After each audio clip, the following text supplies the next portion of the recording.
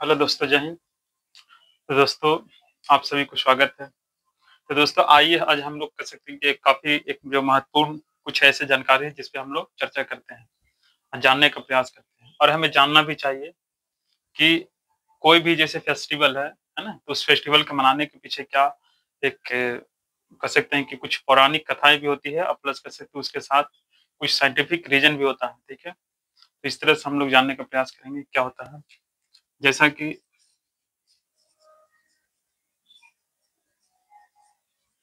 अभी दीपावली का त्योहार कह सकते हैं कि मनाया गया, है ना? तो दीपावली का त्योहार जो है क्यों मनाया जाता है और कह सकते हैं कि इस त्योहार के पीछे कह सकते हैं कि एक साइंटिफिक जो फ़ायदा है, वो क्या है? तो जैसा कि कह सकते हैं कि जो दीपावली का त्योहार है, इसे लाइट फेस्टिवल भी कहा जाता है, ठीक है? ये बात भी हम लोग याद रखेंगे क्योंकि इस फेस्टिवल का सेलिब्रेशन जो है लोगों के द्वारा लाइट जला करके यानी कह सकते हैं कि हमें एक तरह से रोशनी को जला करके इस त्योहार को मनाया जाता है, इसलिए इसे लाइट लाइट फेस्टिवल भी कहा जाता है। इस त्योहार को कह सकते हैं कि मनाने का जो आधार है ना? ऐसा माना जाता है कि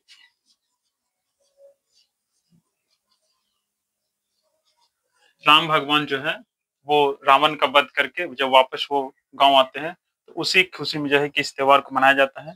ये ऐसा माना जाता है।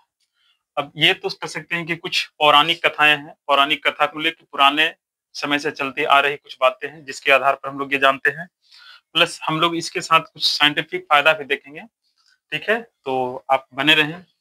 जैसा कहा जाता है और इस त्योहार में कह सकते हैं कि जो मुख्य रूप से जो पूजा की जाती है, वो है ना? माता लक्ष्मी की पूजा की जाती है, जिसे धन की देवी, है ना? धन की देवी के रूप में जाना जाता है, ठीक है? अब देखिए, इतना बात तो कह सकते हैं कि हर कोई जानता है और जानना भी चाहिए। और विशेष कर कह सकते हैं कि हम सभी युवाओं को जानना चाहिए कि कोई भी त्योहार क्यों मनाया जाता है और मनाया जाता है तो इसके पीछे क्या रीज़न है और इसकी क्या फ़ायदा है, ठीक है? और इसके साथ इसमें ये देखेंगे कि देखिए, ये त्योहार जो है, वो एक प्रकार से देखा जाए तो बुराई पर अच्छाई का प्रतीक है ना? देखिए, हर एक त्योहार जो है, वो हमें अच्छाई ही सिखाता है। इस त्योहार के अंदर भी कह सकते हैं कि चूँकि यहाँ पे राम भगवान, है ना, रावण का वध करते हैं। रावण जो है कि काफ़ी ज़्यादा बुराई के मार्ग पर है ना, चल चुका था, तो उसकी कह सकते हैं कि वध किया जाता है और यहाँ पे कह सकते हैं कि एक अ, बुराई का क्या होता है, अंत होता है। तो एक तरह से देखा जाए तो ये त्योहार जो है, एक बुराई पर अच्छाई की क्या है, प्रतीक है। ऐसा माना जाता है, ठीक है? लेकिन आइए हम लोग जो है कि थोड़ा साइंटिफिक इसका जो क्या फ़ायदा है, उसको हम लोग जानने का प्रयास करते हैं। देखिए, जैसा कह सकते हैं कि हम लोग विशेष करके जितने भी हम लोग त्योहार मनाते हैं, वो आपका एक तरह से देखा जाए तो अ, आप ऐसे समझिए,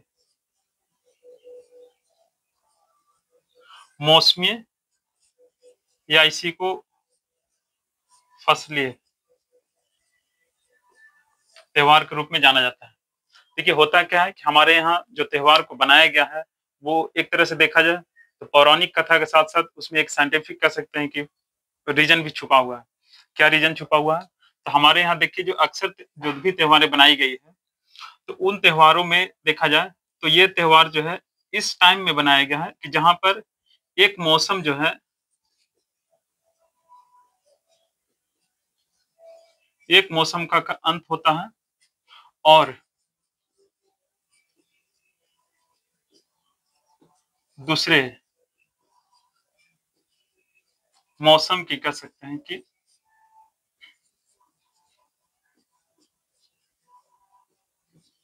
शुरुआत होता रहता है ना? आप किसी भी त्योहार को उठाकर देख लीजिए, जैसे अभी हम लोग दीपावली का त्योहार मना रहे हैं ना, तो इस त्योहार में देखा जाए तो एक मौसम का क्या हो रहा है, अंत हो रहा है। जैसे वर्षा ऋतु समाप्त हो गया और अब शीत ऋतु कह सकते हैं कि शुरुआत है। अब आगे जाके हम लोग होली मनाते हैं तो उसमें शीत ऋतु की समाप्ति होती है और ग्रीष्म ऋतु क्या होता है, स्टार्टिंग होता है। तो विशेष कर कह सकते हैं कि जो त्योहार है, वो 2 मौसम के बीच में क्या है, बनाया गया है।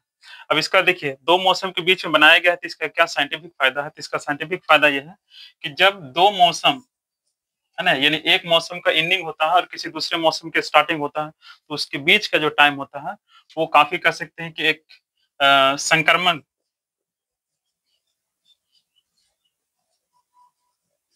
यानी काफ़ी कह सकते हैं कि एक संक्रमण संक्रमण टाइम होता है। क्योंकि देखिए, एक जब मौसम की एंडिंग होती है, दूसरी मौसम की एंडिंग मतलब एक शुरुआत होता है, तो उस समय वातावरण जो होता है, वो काफ़ी एक डिफ़िकल्ट होता है, ठीक है? और उस समय जो जीव होते हैं, उनको भी कह सकते हैं कि एक वातावरण से दूसरे वातावरण में ढलने में उस समय थोड़ा क्या होता है, एक काफ़ी ज़्यादा एक समस्याओं का सामना करना पड़ता है। तो उस बीच में जो त्योहार आता है, वो त्योहार उसे एक वातावरण से दूसरे वातावरण में ढलने में क्या करता है, मदद करता है। ऐसा आप सोच सकते हैं। जैसे अभी मान चलिए कि हम लोग दीपावली का त्योहार मनाएँ। अब ये वर्षा ऋतु के कह सकते हैं कि एंडिंग है इस टाइम, और कह सकते हैं शीत ऋतु ऋतु का कह सकते हैं कि स्टार्टिंग टाइम है। अब इस बीच में दीपावली के त्योहार में हम लोग काफ़ी ज़्यादा क्या करते हैं, साफ-सफाई करते हैं। तो इसमें होता क्या है कि देखिए, वर्षा ऋतु में काफ़ी ज़्यादा सूक्ष्मजीव, बैक्टीरिया, ये सारे चीज़ कह सकते हैं कि हमारे आस-पास के वातावरण में फैल जाता है। तो इससे क्या होता है कि अब इसके चपेट में अगर हम लोग रहेंगे और किसी दूसरे वातावरण को तुरंत सामना करना पड़ेगा, तो हमें काफ़ी ज़्यादा दिक्कत हो सकता है।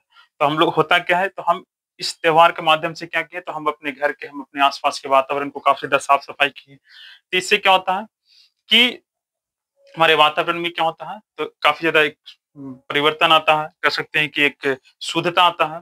साथ में कह सकते हैं कि हम इस त्योहार के अंदर क्या करते हैं, हम अपनी बॉडी की कह सकते हैं कि काफ़ी ज़्यादा एक ख़्याल रखते हैं, है ना? साफ-सफाई प्लस कह सकते हैं कि एक अच्छे भोजन, इम्यूनिटी फूड, क्योंकि त्योहार के अंदर क्या होता है, फल-फ्रूट की बात की जाती है। तो यहाँ पर देखा जाए तो अगर बेसिकली जो है, त्योहार हमें क्या कर रहा है, तो हमें एक एनवायरनमेंट के साथ हमारी एक लाइफ को क्या कर रहा है, तो किसी दूसरे एनवायरनमेंट में, किसी दूसरे मौसम में एडजस्ट करने में क्या कर रहा है, मदद कर रहा है। तो हमें जहाँ तक ये समझ में आता है कि त्योहार जो है, वो हमें साइंटिफिकली जो है, काफ़ी ज़्यादा बेनिफिट प्रोवाइड करवाता है। क्योंकि ये त्योहार जो है, हमें एक वातावरण से दूसरे वातावरण में एडजस्ट होने में क्या करता है, मदद करता है। जिससे हम एक वातावरण से दूसरे वातावरण में क्या है, सर्वाइव कर पाते हैं, और इससे हमारी जो लाइफ होता है, वो एक तरह से बना रहता है, और इससे हमारी जो लाइफ में होने वाली जो परेशानी होती है, दिक्कत होता है, वो थोड़ा कम होता है। तो त्योहार का तो कह सकते हैं एक पौराणिक जो पौराणिक जो कथाएँ हैं, मान्यताएँ हैं, वो एक अलग बात हो गया। लेकिन हर एक त्योहार का एक साइंटिफिक फ़ायदा है, क्योंकि उस त्योहार से हमें एक साइंस एक देखा जाए तो बेसिकली हमारी लाइफ में काफ़ी ज़्यादा कह सकते हैं कि फ़ायदा होता है। अब देखिए, इसके तुरंत बाद कह सकते हैं कि छठ का त्योहार मनाया जाएगा। इसमें लोग काफ़ी ज़्यादा साफ-सफाई की, एक अच्छे भोजन की, या कह सकते हैं कि एक तरह से देखा जाए तो एक सहने की जो प्रक्रिया होता है, तो इससे लोगों के अंदर जो इम्यूनिटी सिस्टम होता है, वो काफ़ी स्ट्रॉन्ग होता है, जिसके कारण क्या होता है कि जो 2 मौसम के बीच में जो एक वातावरण होता है, जो काफ़ी डिफ़िकल्ट होता है, तो उसमें लोग क्या कर लेता है, एडजस्ट कर लेता है, और फिर जो आने वाला मौसम होता है, वो उसको आसानी से क्या करता है, अडॉप्ट कर लेता है। तो इसलिए देखा जाए, तो मेरे भाई, जो त्योहार है, वो हमें एक पौराणिक कथाओं के साथ-साथ कह सकते हैं कि साइंटिफिकली हमें क्या करता है, बहुत ज़्यादा एक फ़ायदा हो देता है। इसलिए हमें त्योहारों के बारे में जो है उसकी क्या फ़ायदा है, ठीक है? उसे भी हमें जानना चाहिए। तो इस तरह से हम लोग जो है कि इस त्योहार की एक जो हमारी रिलीजियस कह सकते हैं इम्पोर्टेंट के साथ-साथ जो है कि हम उसकी एक साइंटिफिकली जो हमारे लाइफ़ में जो फ़ायदा है, उसको हम लोग थोड़ा जानने का प्रयास किए। तो ये वीडियो कैसा लगा? आप इसे थोड़ा अपने तरीक़ा से सोच करके, ठीक है? और विशेष कर कह सकते हैं कि हम आज की जो वर्तमान युवा है, उन लोगों से कह सकते हैं कि ये रिक्वेस्ट है कि आप किसी भी त्योहार की जो सेलिब्रेशन करते हैं, तो आप उस त्योहार की जो एक साइंटिफिकली जो एक फ़ायदा है, प्लस कह सकते हैं कि जो उसकी पौराणिक जो एक आधार है, उसे भी हमें जानना चाहिए। क्योंकि हम लोग त्योहार को केवल सेलिब्रेट करते हैं, लेकिन हम उस त्योहार की जो रीज़न है, उस त्योहार की जो एक आधार है, उसे हम लोग नहीं जान पाते हैं, जिसके कारण हम लोग समाज के अंदर जो है कि अपने त्योहार के प्रति जो एक आत्मविश्वास होना चाहिए, वो नहीं दिखता है। तो किसी भी चीज़ के प्रति आत्मविश्वास कब आता है? जब हम उसके बारे में अच्छे से जानते हैं तब। तो हमें जानना भी चाहिए, ठीक है? तो आज का इतना ही। कैसा लगा? आप इसे लाइक या कर सकते हैं, कमेंट करके आप बता सकते हैं। Thank you.